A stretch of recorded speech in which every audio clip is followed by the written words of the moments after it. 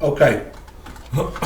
So this next part we're going to go through is it's going to be all about prevention of threats and how we can prevent any data from getting stolen on a business network. Okay, so the first one that we're going to go through here is physical security measures, and there is two different types. The first one is physical, as you can see, and physical is going to be stuff like locks on doors, biometrics, video surveillance, all these kind of things that will allow us that physically will stop people from accessing that information. So now we move into the software part, and the first one, passwords. Okay, so what makes a good password? Make sure it's longer than, it's between 8 to 16 characters long. It doesn't have any resemblance to you, doesn't have any sort of link back to you, so people know your your hobbies and interests. Then what they could potentially do is they could then potentially put in there or guess your password really easily. Got to make sure it's got a capital letter in, got to make sure it's got a number in, and obviously a symbol with exclamation mark, question mark, them kind of thing. Okay, so the next one here is going to be all about user access levels, okay? And this idea of files that some people can access and not. So again, we have, it's called a hierarchical structure. So for instance, in schools, you will have admin. Then you will have SLT. Then you will have teachers. Then you will have students. So in other words, students can only see what you're doing. Teachers can see what students are doing. SLT can see what teachers and what students are doing. And then admin can see it all. Okay? Because they need to make sure they can fix and solve any problems that might arise. Okay, next one, biometrics. So this is using stuff like fingerprint scanners, Face ID, using sort of iris scanners, all these kind of things. And these are really, really secure.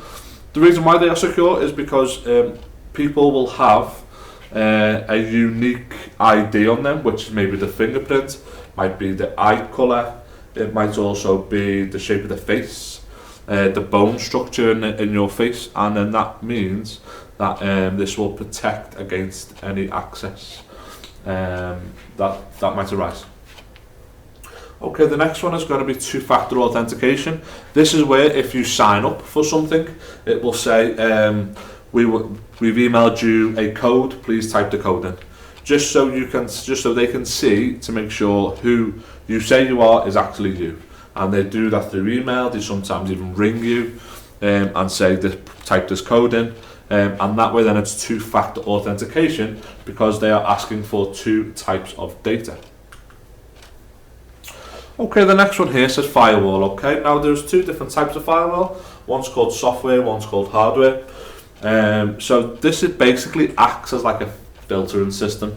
So here, as you can see, it's like a big wall that will stop any negatives coming in, and also will stop us getting potentially phishing, potentially hacked, all that kind of stuff. And this will stop and save all of our devices in our home network, as you can see.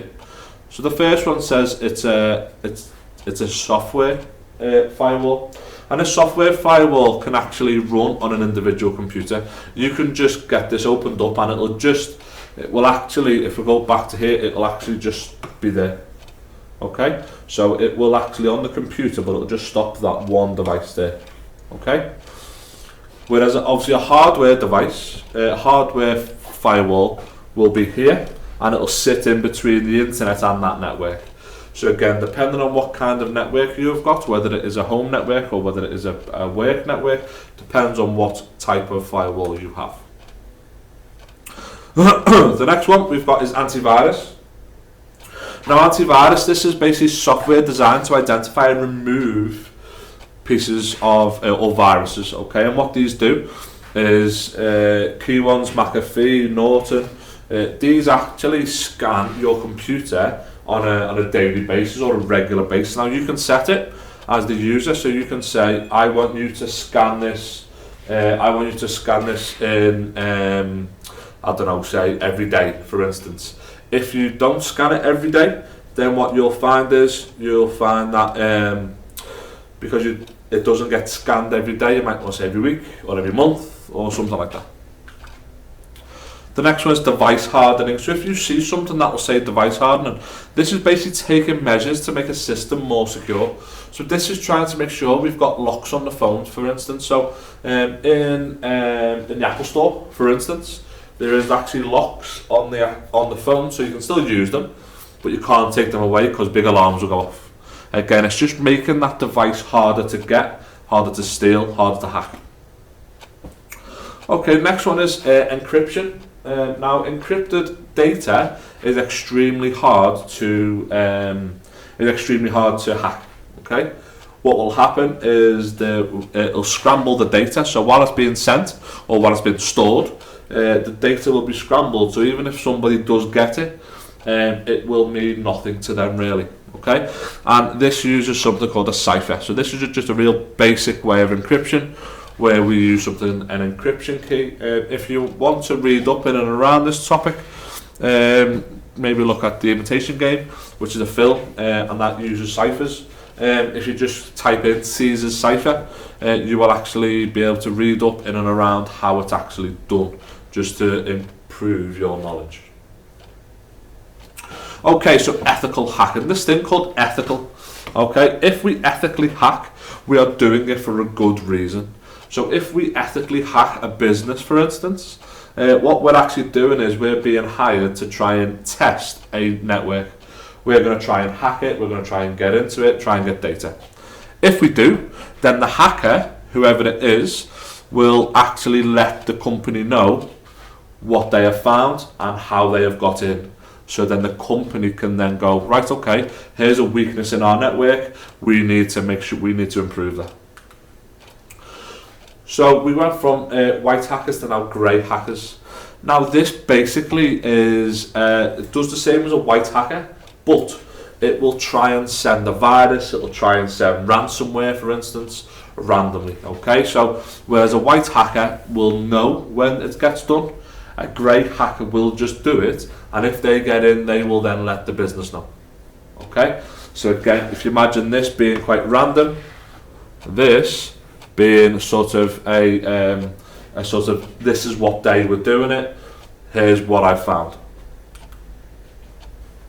Okay, so user access restrictions. So this is having the idea of all users in the building will have certain levels of access depending on what they need to use. So for instance, in our school we've got a curriculum share drive where staff can share stuff, students can see it, but they can't save into the curriculum share drive, so they can't edit all the documents inside there. So if we're doing, say, a piece of work on an exam and we've got like a little template in the curriculum share drive, you can get it, you can edit it, but then you can save it into your home drive. You can't save it in the curriculum share drive. Okay, and this thing called penetration testing, this basically will test and basically simulate a cyber attack. Whether that might be a big mass sort of maybe denial of service attack, it might also have some ransomware attached into it, something like that, where we literally just bombard the network, try and put as much pressure on it as we can, and then we will see how the computer system stands up to them kind of attacks.